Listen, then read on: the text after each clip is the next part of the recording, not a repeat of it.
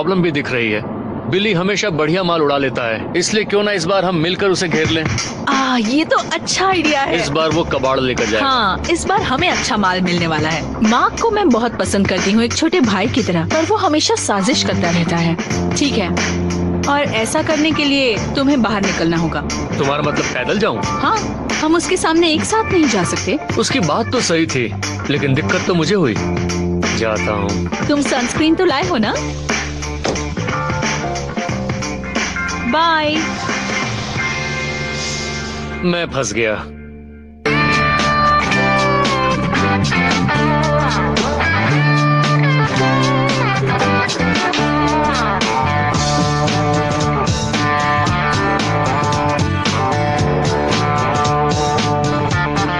कमाल है।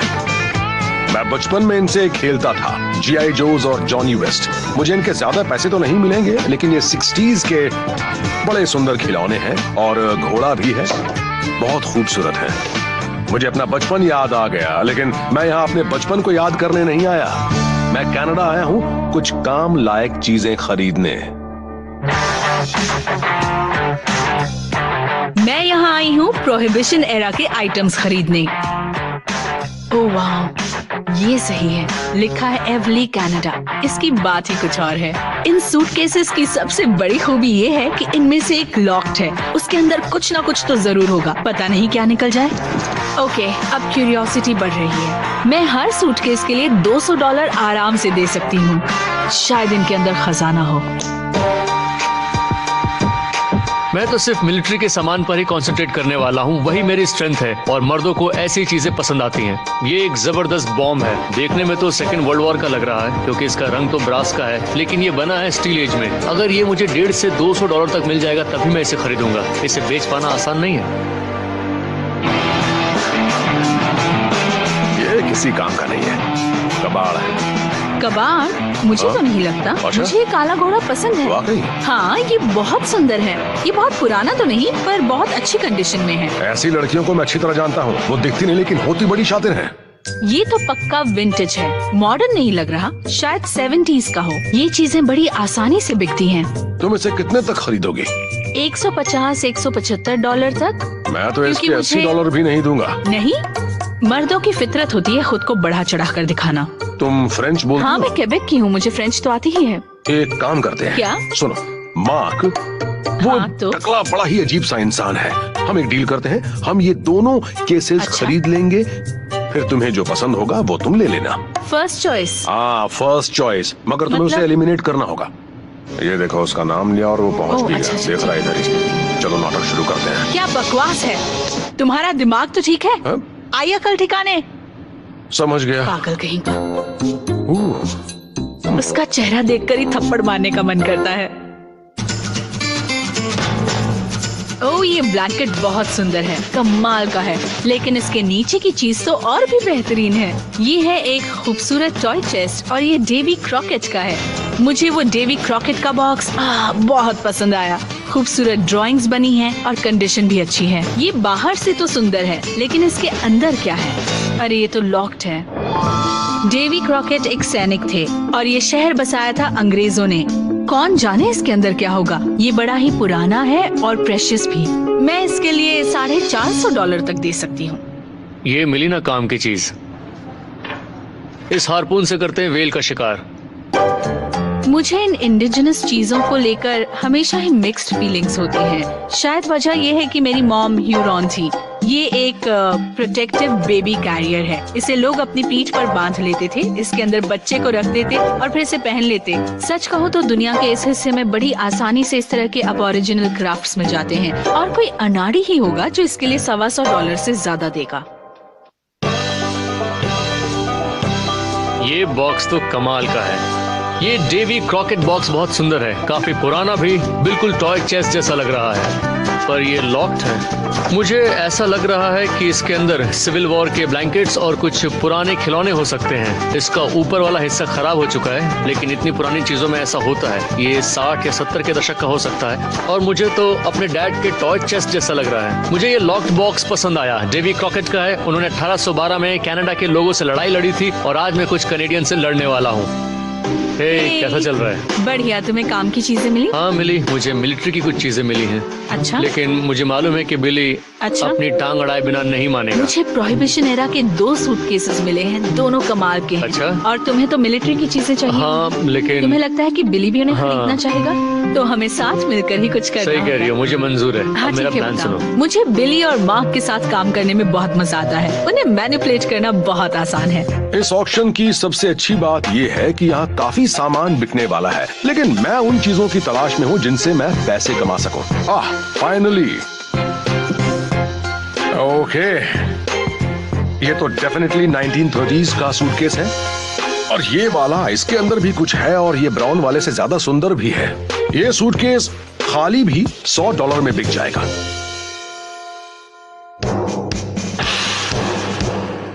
ये तो कमाल की चीज है। ये ब्रिटिश तलवार खास दौर की है, सन 1812 की लड़ाई की है। क्या बात है। इस तलवार की कीमत कम से कम $3000 है। मैं तो इसे जरूर खरीदूंगा, बहुत सुंदर है। अब ऑक्शन शुरू होने वाला है, मैं जा रहा हूँ। तो दोस्तों, आप लोग ऑक्शन के लिए तैयार हैं? चलिए तो फिर शुरू करते हैं। 600, $625, 1963 का कैनेडी की हत्या का अखबार। बोली लगाइए। यहाँ इस शहर के लोग जमा हैं और मार्क और बिली के अलावा कोई और माहिर खिलाड़ी नहीं है। आगे बढ़ते हैं। 150, 175। उसे ही दे दो। लीजिए, ये बिक गया। नंबर 17। मुझे नहीं पता इसमें क्या है, लेकिन काफी भारी है। मुझे हर हाल में वो सूटकेस खरीदना है। तुम्हारी अंडरवेयर है उसमें? मुझे नहीं मालूम। 175, 175, 180।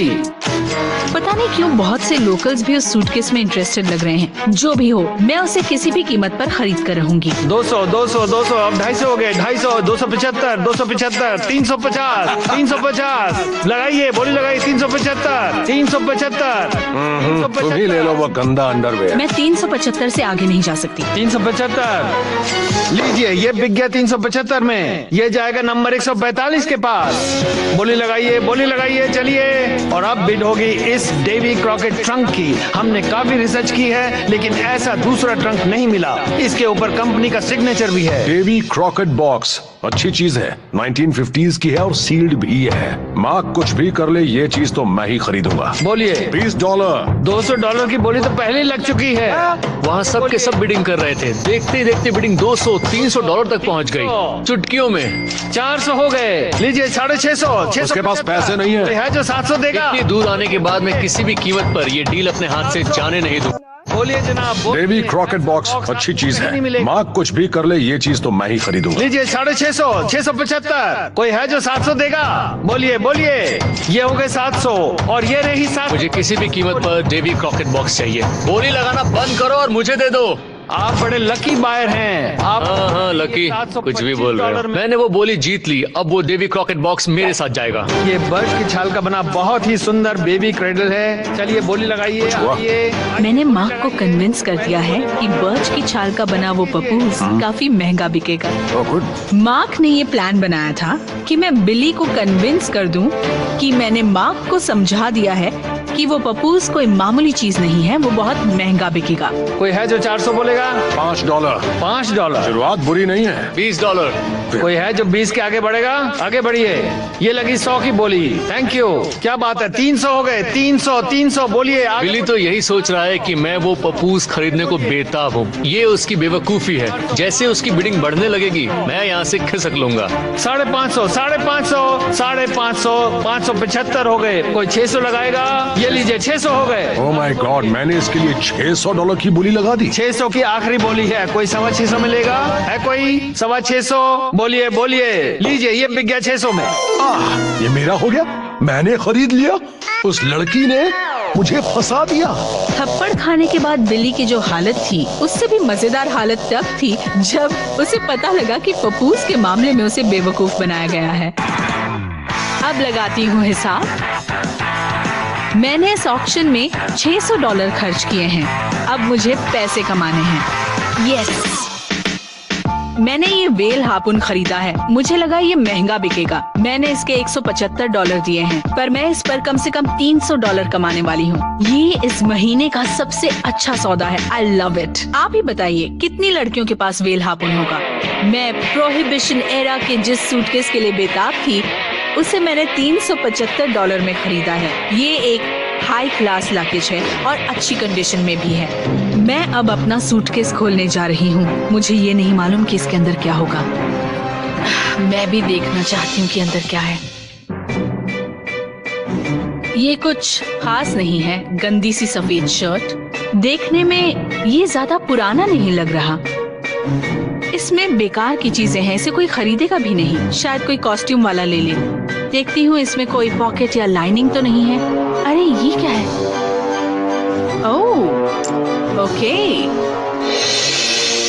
ओह, इसकी लाइनिंग के अंदर एक चाकू छिपा हुआ था। शायद किसी गैंगस्टर का रहा हो। सुनो वैल, इस पपूस को बेचने में तुम्हें मेरी मदद करनी होगी। मुझे इसे बेचना ही होगा। ये एक बड़ी मुसीबत है। मुझे मजबूर होकर वैलेरी के पास जाना पड़ा और उससे कहना पड़ा, प्लीज मेरी मदद करो। अच्छा, तो ठीक है। वो पपूस को लेकर बहुत नाराज है, लेकिन उसे मेरी मदद भी चाहिए। पपूस बिकवाने में मेरी मदद करोगी? हाँ, मैं तुम्हारी पूरी मदद करूंगी। मैं एक आदमी को जानती हूँ। बढ़िया, और मैं इसमें तुम्हारी मदद करूंगा।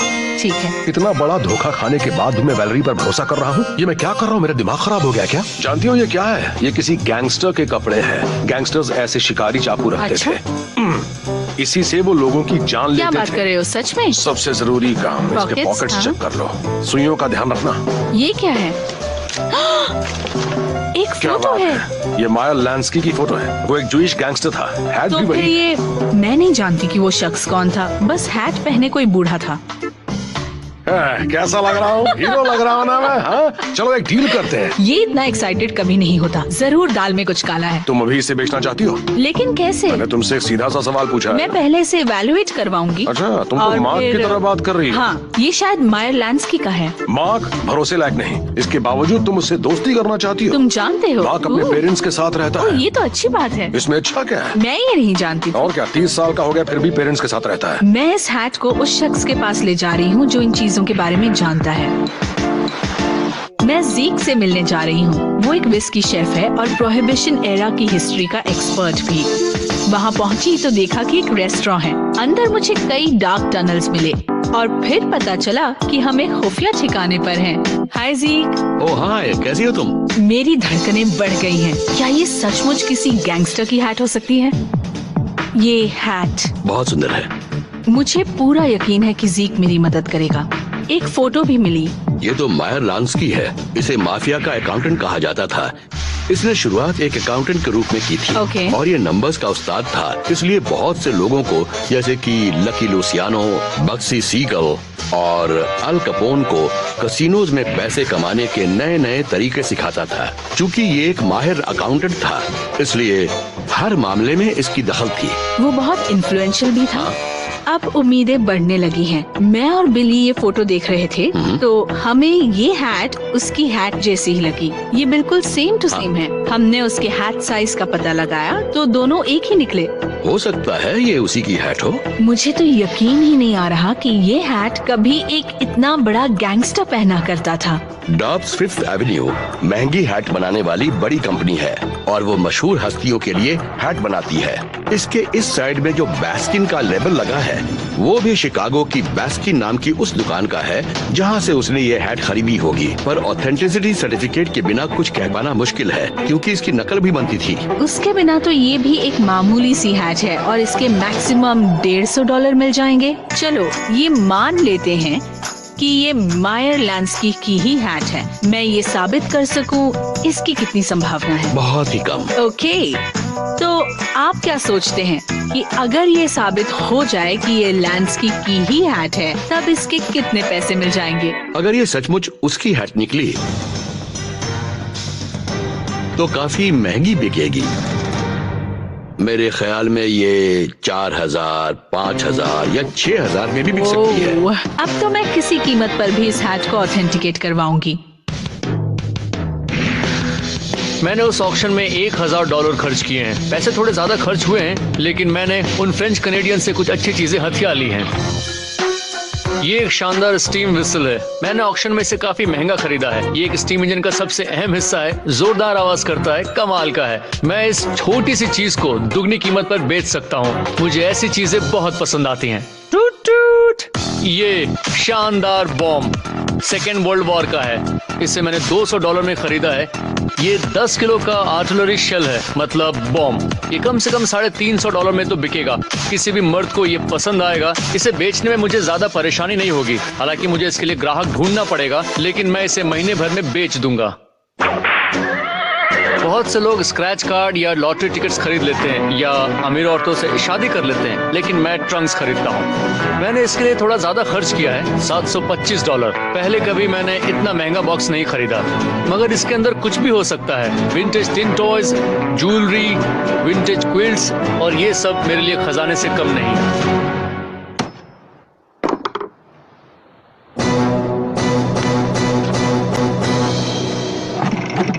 ये कुछ खास नहीं है, इन्हें देखकर मजा नहीं आया। इसके अंदर कई टूल्स हैं और एक कैनन बॉल भी है। काफी पुराना लग रहा है। इसके ऊपर कई रंग का पेंट भी लगा है। पता नहीं ये क्या है। ऐसा लगता है कि ये किसी मशीन का पुर्जा है। मुझे तो यही लग रहा है कि इस बॉक्स के अंदर इस कैनन बॉल के अलावा कुछ भी खास नहीं है। मैं इन चीजों को ऐसे आदमी के पास ले जाऊंगा जो मुझे इसके बारे में बता सके। मैं अभी ओंटारियो कनाडा के क्राइसलर फार्म में हूँ। रॉबिन से मिलने जा रहा हूँ। यहीं पर 1812 की जंग की सबसे अहम लड़ाई लड़ी गई थी। इनके पास कैनन्स भी हैं। बहुत मजा आएगा। हे रॉबिन, कैसे हो तुम? मैं ठीक हूँ मार्क, तुम कैसे हो? रॉबिन कमाल का आदमी है। वो सिर्फ एक ऑक्शनियर ही नहीं, एक बायर और कलेक्टर भी है। उसे मिलिट्री की चीजों की अच्छी जानकारी है। इसके बारे में क्या कहते हो? वाह, 1.5 किलो का कैनन बॉल। इस कैनन बॉल का इस्तेमाल 1812 की जंग के शुरुआती दौर में होता था। ये सचमुच इतना पुराना है? हाँ, मुझे तो लग रहा है ये पुराना है। इन्हें 1813 के आसपास डीकमीशन कर दिया गया था और इनकी जगह ये बड़े कैनन बॉल आ गए तो थे। कैनन बॉल का साइज भी मैटर करता है? हाँ, जंग के मैदान में तो करता है। अच्छा देखो, मैं सीधी बात पूछता हूँ, ये बताओ इसकी क्या कीमत हो सकती है? ये $40 से $60। यकीन नहीं होता कि इतनी सुंदर चीज के इतने कम पैसे मिलेंगे। ये लोहे के हैं, काफी टिकाऊ हैं। फंस गया। तुम्हारे पास कुछ और है? हाँ, ये स्टिक भी है। क्या बात है मार्क, ये तो बड़ा ही इंटरेस्टिंग आइटम है दोस्त। रॉबिन स्टिक में इंटरेस्टेड लग रहा है। वजह मैं नहीं जानता। स्टिक की क्या कीमत होगी? 1812 की जंग के वक्त तोप के गोलों में आग लगाई जाती थी और उसके लिए इसका इस्तेमाल करते थे। ये मशाल है? हाँ, मशाल ही है। एक बार गोले में आग लगाने के बाद इसे जमीन पर रख देते थे और फिर दूसरे गोले में इससे आग लगाते थे। इसे कहते हैं पोर्ट फायर, जिसे फ्रेंच वर्ड से लिया गया है, पोर्ट फू से। देखो, मुझे साफ साफ बताओ इसकी कीमत क्या हो सकती है? क्या कहूँ,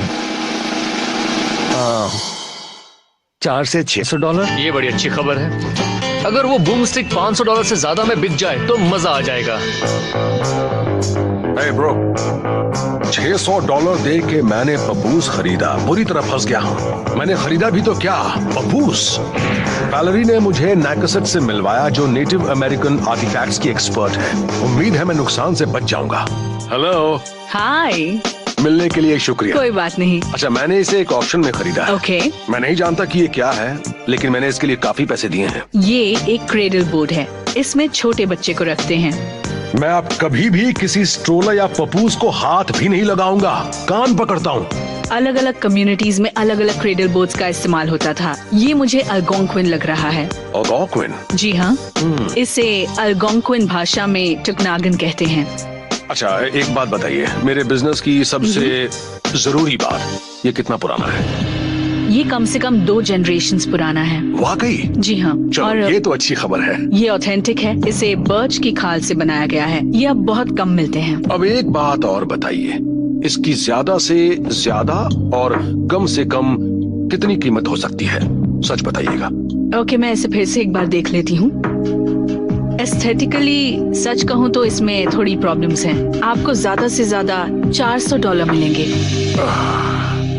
तो मुझे $200 का नुकसान तो होगा ही, लेकिन इतना पता लग चुका है कि ये कोई फालतू चीज नहीं है, बल्कि असली हैंडमेड नेटिव पपूस है। चलिए ये ऑथेंटिक तो है।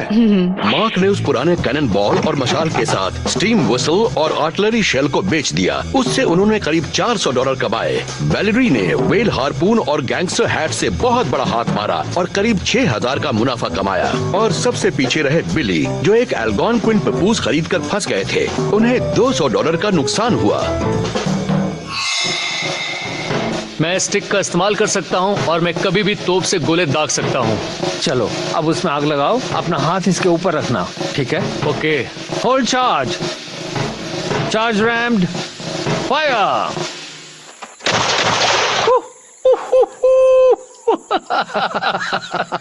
फिर से करते हैं।